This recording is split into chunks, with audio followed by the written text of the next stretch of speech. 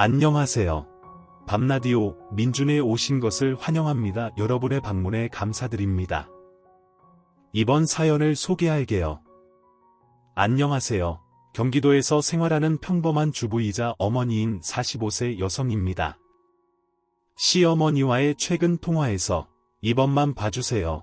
이번만 기회를 주면 조용히 살겠다고 말하셨지만 이제 그 말들에 지쳐서 통화를 바로 끊었습니다. 수개월 동안 같은 말을 반복하셨고 시어머니의 사과에는 점점 거짓이 느껴져 이젠 더 이상 듣고 싶지 않습니다. 이런 관계를 어떻게 정리해야 할지 고민 중입니다. 그래서 조금 더 지혜로운 여러분의 조언을 구하기 위해 제 이야기를 나누고자 합니다. 모든 문제의 시작은 언제나 시어머니였습니다. 가족 내 불화도 남편과의 갈등도 모두 시어머니가 원인이었는데 그날 역시 시어머니는 저와 의사인 시동생을 비교하셨습니다. 저는 원래 참을성이 많고 대부분의 일들을 크게 문제 삼지 않는 성격이라 시어머니가 저와 시동생을 비교하실 때도 대체로 넘겨왔습니다. 저는 수도권 소재의 일반 대학을 마치고 중소기업에 취업해 아이를 가질 때까지 회사 생활을 했고 출산 후 평범한 가정주부가 되었습니다. 반면에 저희 동서는 해외 유학을 마치고 돌아와 대학병원에서 교수로 근무하는 의사여서 저와 그녀를 비교하는 것이 불가피하다고 생각했죠. 또한 저희 시동생은 대학에서 교수직을 맡고 있고 저희 남편도 저처럼 평범한 직장인이라 비슷한 사람끼리 결혼했으니 시어머니가 크게 문제 삼지 않을 것이라 여겼지만 그 생각은 틀렸습니다. 정작 큰아들도 저와 다를 바 없음에도 저만 동서와 비교되어 타박을 받는 것은 이해할 수 없었습니다. 정말로 동서가 손목이 아파도 제가 그녀를 도와야 하는 것이 당연하다고 생각하셨습니다. 저는 그저 바라보기만 하면 안 되나요? 또 제가 더덕을 만들고 있어서 손이 끈적거려서 도울 수 없다고 했는데도 불구하고 어머니는 왜 제가 아니라 동서가 준비한 것을 받지 않느냐고 하셨습니다. 그래서 제가 편안하게 말씀드렸습니다. 어머니, 제가 지금은 갈 수 없으니 어머니께서 가시면 어떨까요? 손이 아파 죽겠다고 하니 형님이 저를 보고도 가만히 계셨고 어머니께서는 항상 형님만 챙기시니 조금 서운했습니다. 가족 내에서의 이런 불평등한 대우를 받을 때마다 남편과 다투고 시댁 방문을 거부하며 남편에게도 어머니에게 저를 다르게 대해달라고 강하게 요청했습니다. 그런데도 변해야 할 사람들은 변하지 않고 항상 저만 마음의 상처를 받았습니다. 결국 저는 남편과 멀어질까 두려워들어도 듣는 척 흘려들었습니다. 그러는 사이에 시어머니도 의사 며느리에게 점점 의존하게 되어 저에게는 덜 신경 쓰셨고 그 사이에 동서는 점점 더 시어머니의 눈치를 보게 되었습니다. 의사라는 직업이 대단하긴 하지만 그렇게까지 해야 할 정도인지 의문이었습니다. 제가 엄마나 시어머니의 행동에 예민하게 반응하지 않는 이유는 부모님의 뛰어난 교육 덕분입니다. 엄마는 아직도 시장 모퉁이에서 국밥을 팔면서 누구의 지적에도 굴하지 않고 당당하게 대처하시죠. 아버지도 생전에 저에게 자주 말씀하셨어요. 가난해도 절대 남 앞에서 고개를 숙이지 말라고. 그런 부모님 밑에서 자란 덕분에 저는 시어머니의 삶이 조금 비굴하다고 느낄 때가 많습니다. 어느 날 엄마에게서 전화가 왔어요. 잘 지내니? 내 시어머니는 아직도 너를 동서와 비교하고 있어. 저런 사람들은 나중에 어떻게 되는지 모르겠다. 엄마는 저희 가족 문제에 대해 그리 신경 쓰지 않으셨죠. 우리는 가족인데도 불구하고 서로를 비난하고 다투는 게 이해되지 않았습니다. 엄마에게는 자주 가보고 싶은데 바쁘다는 핑계로 차일피일 미루고 말아요. 다음 달에는 엄마가 상경하신다고 해요. 엄마의 사촌 동생 딸이 결혼식을 올리기 때문에 그때 서울에서 만나기로 했습니다.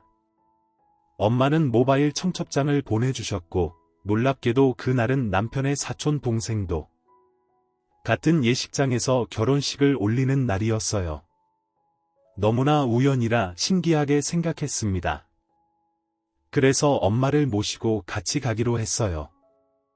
예식장에서는 엄마와 시어머니가 우연히 마주칠 수도 있지만 크게 걱정하지 않았습니다. 하지만 결혼식 당일 제가 원치 않는 일이 발생했습니다. 남편의 사촌 동생 결혼식이 먼저 시작되어서 우리는 조금 일찍 예식장에 도착했습니다. 엄마는 다른 층에서 기다리시다가 시어머니와 마주치셨고 그때 저는 엄마가 오신 줄도 모른 채 시어머니와 동서와 있었습니다. 시어머니는 바로 저를 보고 옷차림을 문제 삼으며 시비를 걸기 시작했습니다. 너 오늘 같은 날에 왜 이런 옷을 입고 왔니? 집에 이것밖에 없어? 제가 가족 행사에서도 특별히 멋을 내지 않는 건 어렸을 적부터 부모님께서 겸손하게 살라고 가르치셨기 때문입니다. 엄마는 시장에서 국밥을 팔면서도 남의 시선을 전혀 신경 쓰지 않으시고 아빠 역시 비록 세상을 떠나셨지만 저에게 항상 자존심을 지키며 살라고 하셨죠. 그런 가르침 덕분에 시어머니나 동서의 무례한 말들이 제 삶에 큰 영향을 주지 못했습니다. 하루는 엄마에게서 전화가 왔습니다. 너 잘 지내니? 내 시어머니가 아직도 너를 동서와 비교하더라. 정말 이해할 수 없어. 저희 엄마는 항상 그런 가족 간의 불화에 크게 개의치 않으셨습니다. 엄마는 항상 제게 가족이라도 서로 존중해야 한다고 하셨죠. 이번에 엄마가 서울로 올라오신다고 해서 저는 엄마를 모시고 우리 사촌의 결혼식에 참석하기로 했습니다. 그런데 우연히 그 날이 남편의 사촌 동생도 결혼식을 하는 날이더군요. 우리 가족과 시어머니가 만날 상황이 생길까 걱정했지만 엄마와 함께라면 문제없을 거라 생각했습니다. 결혼식 날 저희는 일찍 도착했고 엄마는 다른 층에서 기다리고 계셨습니다. 그런데 시어머니가 도착하자마자 제 옷차림을 문제 삼으며 또다시 저를 비난하기 시작했습니다. 오늘 같은 날 이런 옷을 왜 입고 왔니? 집에 제대로 된 옷이 하나도 없니? 하며 말이죠. 그러다 제가 당당하게 말했습니다. 어머니, 저는 이 옷이 편해서 입은 거예요. 동서가 얼마나 잘 벌든 저는 저대로 존중받을 가치가 있습니다. 그때 마침 엄마가 나타나셔서 큰 소리로 말씀하셨습니다. 잘 들으세요, 사돈. 제 딸이 여기서 사람 취급을 받지 못하는 건 문제가 있어요. 다른 며느리만 편애하지 마시고요. 엄마의 말에 모든 사람들이 놀랐고 저는 그 순간 너무 자랑스러웠습니다. 엄마는 항상 제 편이셨고 언제나 제가 옳다는 것을 알고 계셨으니까요.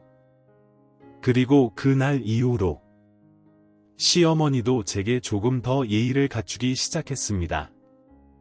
엄마가 저를 결혼시킨 집에서 며느리가 아닌 종처럼 대우받는다고 크게 소리치셨어요. 그 집에서 우리 딸이 종처럼 대우받고 있다니. 그렇다면 당신 아들도 마찬가지로 종이겠네요. 옛날에 종들끼리 결혼해서 종들만의 자식을 낳았으니 당신도 종의 후손이겠군요. 엄마는 나이를 먹고도 철없는 짓을 하는 사람들을 보며 안타까워하셨습니다. 그리고 그곳에서 의사라는 직책이 그렇게 대단한 것인가 싶었습니다. 의사가 뭐라고, 당신도 환자를 이렇게 대하나요? 이런 태도라면 못한 환자들을 어떻게 대할지 뻔하네요. 엄마는 당신이 근무하는 병원에서 환자를 경멸하는 말을 하는 걸 알고 계셨고, 엄마는 결국 병원에 가서 이 문제를 제기하겠다고 하셨습니다. 엄마는 결국 모든 사람들 앞에서 시어머니와 동서의 행동을 크게 비판하셨고, 시어머니는 화를 내며 엄마를 밖으로 끌고 나가려 했지만 엄마는 끝까지 자신의 말을 이어가셨습니다. 비록 남의 잔치를 망친 것 같다 미안했지만 처음부터 시어머니가 이런 말을 하지 않았다면 이런 일은 없었을 거라고 생각했습니다. 정말 이해할 수 없어요, 사돈. 왜 이렇게 무례하게 행동하시는 거죠? 나이 먹고도 부끄러움을 모르시나 봐요. 엄마는 결국 저를 데리고 결혼식장을 나섰고 뒤따라오는 남편에게도 화를 내셨습니다. 이렇게 당신 가족에게 대우받으려고 결혼한 게 아니에요. 윤서방도 이런 상황을 알면서 왜 가만히 있었나요? 남편은 말이 없이 단지 사과만 할 뿐이었습니다. 밖으로 나온 저는 엄마의 뜨거운 눈물을 보았습니다. 엄마는 내가 돈이라도 많았다면 내가 이런 대우를 받지 않았을 텐데 하며 우셨습니다. 엄마의 그런 말을 듣고 제 마음이 너무 아팠습니다. 부유한 집딸이었다면 이런 일은 없었을까 하는 생각에 엄마 앞에서 불효를 저지른 것 같아 더욱 미안했습니다. 엄마는 시어머니로부터 받은 부당한 대우에 대해 매우 분노하셨습니다. 딸이 시집가서 잘 살기는커녕 시어머니에게 이런 식으로 대우받고 있다니 정말 말도 안 돼요. 엄마는 이전에도 비슷한 일이 있었는지 물어보셨고, 제가 시어머니가 저와 동서를 비교하는 정도는 알았지만 이렇게 가혹할 줄은 몰랐다고 말씀드렸습니다. 저는 걱정하시는 엄마를 더 이상 안타깝게 하고 싶지 않아 처음 겪는 일이라고 말씀드렸지만 엄마는 제 말을 믿지 않으셨습니다. 엄마는 더 어려운 날이 올지도 모른다며 정말 견디기 힘들면 이혼을 고려해보라고 조언하셨습니다. 부모님이 이혼을 권하시는 것이 얼마나 힘든 일인지 알기에 저도 마음이 아팠습니다. 그래서 엄마를 안심시키기 위해 더욱 씩씩하게 대답했습니다. 엄마, 딸은 그렇게 쉽게 물러서지 않아요. 그리고 이혼은 말처럼 쉽지 않죠.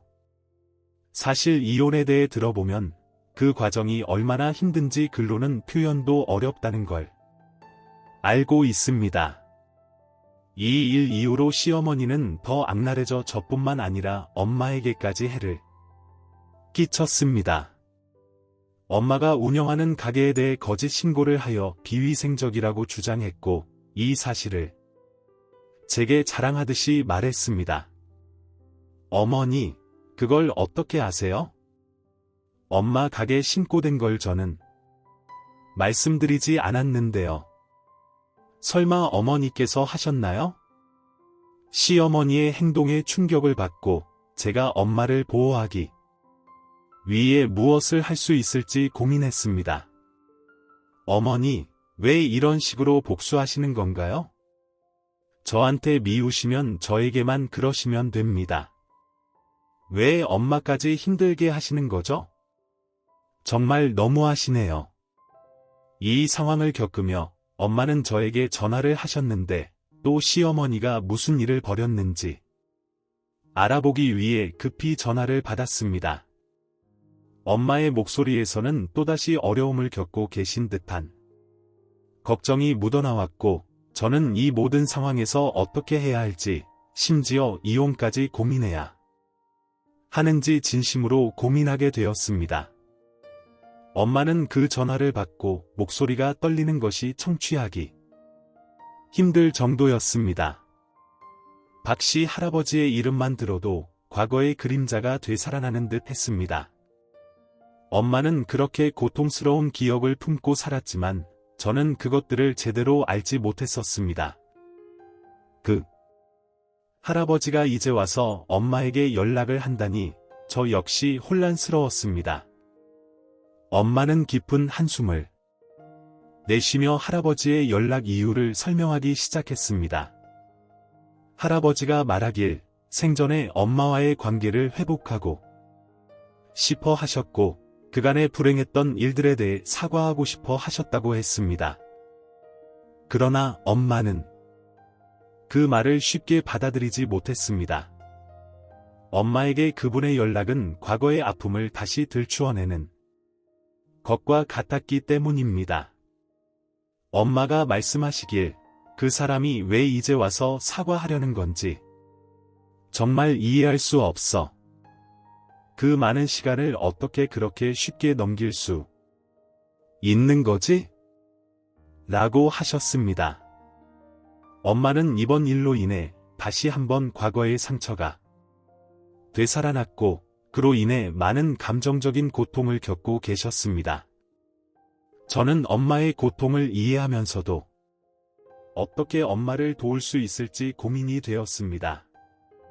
엄마는 이제 그분과의 만남을 결정해야 했지만 그것이 과연 엄마에게 도움이 될지 아니면 과거의 아픈 기억을 다시 불러일으킬지 확신할 수 없었습니다.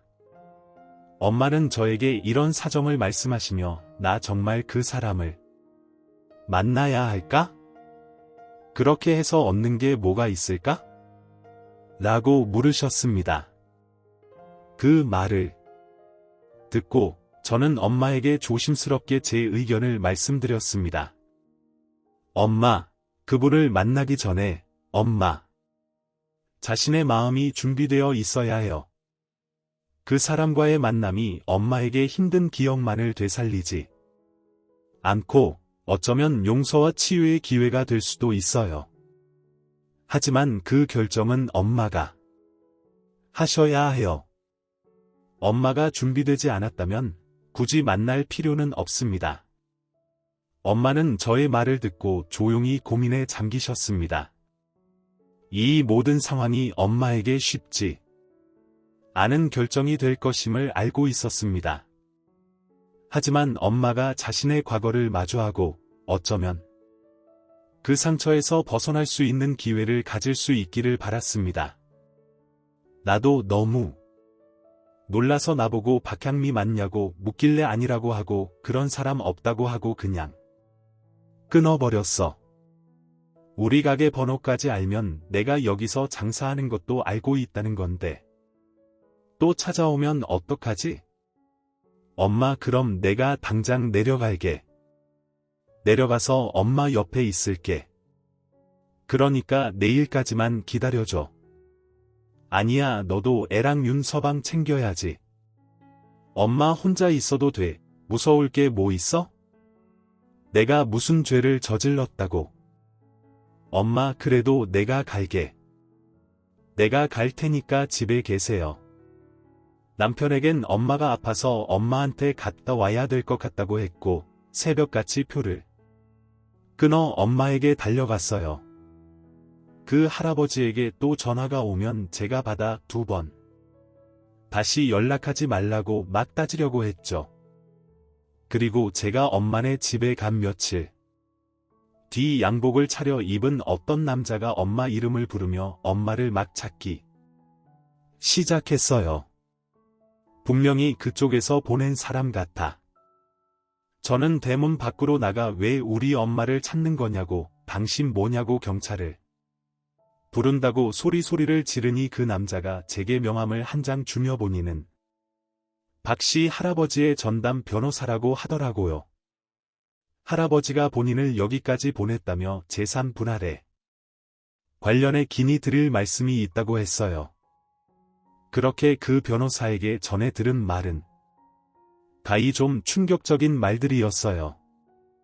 그 할아버지가 올해로 96살이 되었는데 아무래도 건강이 하루하루가 다르게 악화되니 죽기 전에 재산 분배를 하겠다며 저희 엄마까지 자식으로 포함해 4명의 자식들에게 똑같이 재산을 분배한다고 유언장을 작성하셨대요. 그래서 엄마에게도 45억이라는 유산을 주겠다고 했다는데 그 말을 듣곤 저나 엄마나 입이 안 다물어져 이게 대체 무슨 일인가 싶었어요. 그 변호사 말로는 박 씨 할아버지가 60년이 넘는 세월 동안 엄마가 어렵게 사는 걸 알면서도 모른 척하고 산 게 너무 죄스럽고 엄마에게 큰 상처를 줬다고 했대요. 번듯하게 사는 예비가 있는데도 하나 누리지 못했다면서요. 그리고 생가사가 오고 가다 보니 하늘에 있는 저희 외할머니에게도 보기가 미안할 것 같아 이렇게라도 용서를 구하고 싶다 하셨다는데 3명의 자식들한테도 이 부분에 대해선 어떠한 말도 토를 달지 말라고 하셨대요.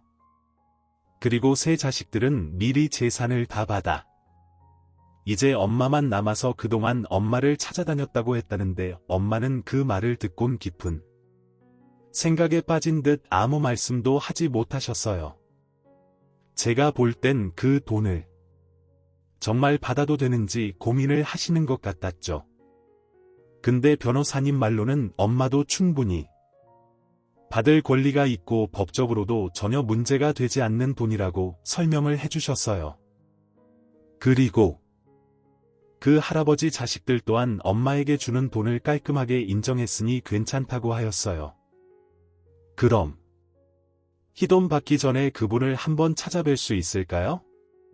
송구스럽지만 오늘 새벽 회장님께서 또 중환자실로 들어가셔서 아마 뵙기는 어려울 것 같습니다.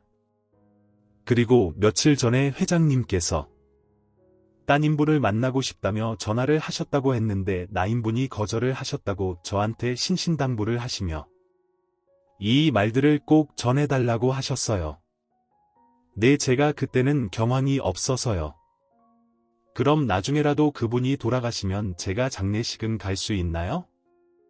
그래도 인사는 드려야 되는 게 맞는 것 같아서요. 예, 그러며 제가 추후에 상황 보고 연락드리겠습니다. 그렇게 변호사님이 가시고도 한참 동안이나 엄마와 저는 이게 대체 무슨 일인지 어안이 벙벙해 아무 말도 하지 못했어요. 엄마는 그 돈이 너무 큰 돈이고 본인이 갖고 있기엔 부담스럽다며 저한테 주겠다고 하시더라고요. 저는 그런 엄마에게 일단 그 돈은 엄마가 갖고 있는 게 맞는 것 같다며 엄마 목소 받은 돈이니 엄마가 쓰고 싶은 대로 쓰시고 돌아가실 때까지 편안하게 사시다 가시라고 하였어요. 그리고 제 남편에겐 이 일에 대해서도 비밀이라고 서로 약속을 했죠. 사람이 어떻게 변할지 모르니까요. 그리고 시어머니 귀에 들어가도 좋을 게 없을 것 같았거든요. 그렇게 근 1년 안 됐을 무렵 남편이 시댁 모임에 혼자 다녀와선 동서 이야기를 꺼내더라고요. 재수씨, 말이야. 이번에 대학병원 그만두고 마음 맞는 의사 몇 명하고 같이 병원을 차린다고 하더라. 모 8층짜리 정형외과를 차린다는데 돈이 무척 많이 들어가나 봐. 우리한테도 돈 있으면 투자하라고 하는데 뭐 자기네 병원에 투자하면 확실하다고 수익률은 보장한다고 하는데 엄마도 얼마 현금 갖고 있는 거 다 투자해 준다고 하더라. 그래서 뭘 어쩌라고. 우리도 투자를 하자고. 당신은 아직도 그 두 사람 말에 놀아나. 당신 마누라한테 어떻게 했던 사람들인데 아직도 그 말에 쫑긋하고 있냔 말이야. 아니 말이 그렇다는 거지. 내가 언제 재수씨랑 엄마 말 듣고 투자를 한다고 했어? 아유, 더 이상 말 안 꺼내게. 그래, 내 앞에서 그 두 사람 얘기 좀 꺼내지 마. 짜증 나니까 병원을 차리든 망하든 내가 알게 뭐야. 그렇게 남편한테 신경질을 낸 뒤 곰곰이 생각을 해봤는데 문득 머릿속을 스쳐 지나가는 게 그 병원 투자를 저희 엄마가 하는 건 어떨까 하는 생각이었죠. 엄마에게도 제 생각에 대해 이야기하니 아주 좋은 생각이라고 하더라고요. 이 기회에 저희 동서와 시어머니 콧대를 아주 바짝 눌러주자고요. 그동안 저한테 했던 짓들과 엄마를 무시했던 행동들 전부를 한 번에 짓눌러주자고요.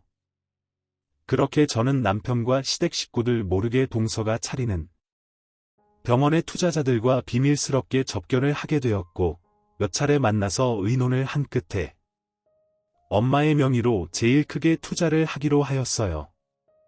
투자자들에겐 엄마의 신분과 얼굴을 노출시키지 않고 제가 대신 나서서 다 했고요. 저희 엄마가 나타나기 전까지 그 병원에 투자를 하는 사람들이 없어 지지부진했는데 엄마의 투자로 순식간에 건물이 올라가게 되었어요. 그리고 저도 시댁의 분위기를 좀 파악해보려고 근 1년 반 동안 발길도 하지 않았던 시댁에 가게 되었죠. 역시나 시어머니와 동서는 고대가 하늘을 찌르며 저를 더 벌레 보듯 하더라고요. 이게 네 동서와 너와의 차이야. 너는 1년이 넘는 시간 동안 여전히 찌질이 같이 그지 같구나. 너도 네 남편 통에 들었지? 이번에 내 동서가 10층이 넘는 병원의 병원장이 돼. 이젠 네가 쳐다볼 수도 없는 사람이 됐다고.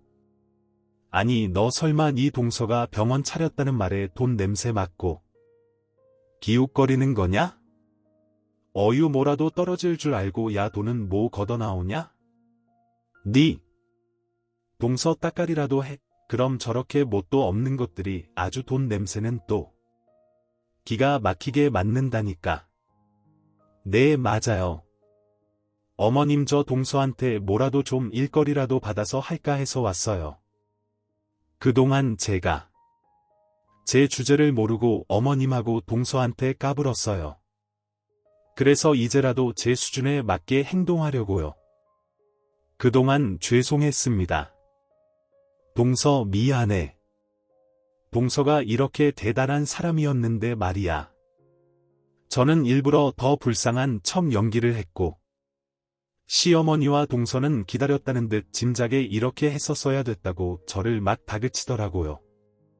전 속으로 어디 더 짓거려봐라 했죠.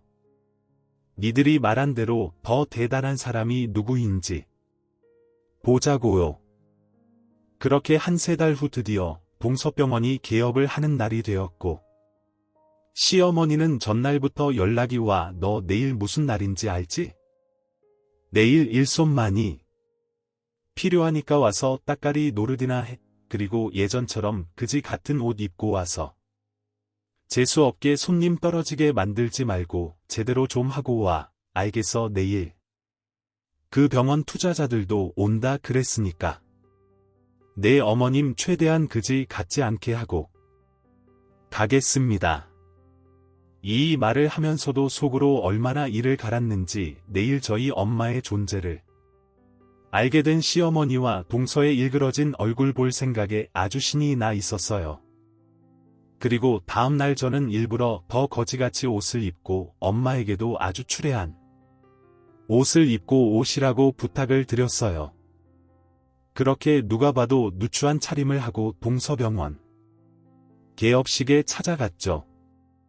역시나 시어머니는 저와 엄마를 보자마자 노발대발하며 입에 거품을 물고 저한테 막 삿대질을 하더라고요. 야, 너 여기가 어디라고 내 엄마를 데리고 와. 그것도 저렇게 썩어 빠진 상태로. 아니 사돈은 왜 여기 오셨어요?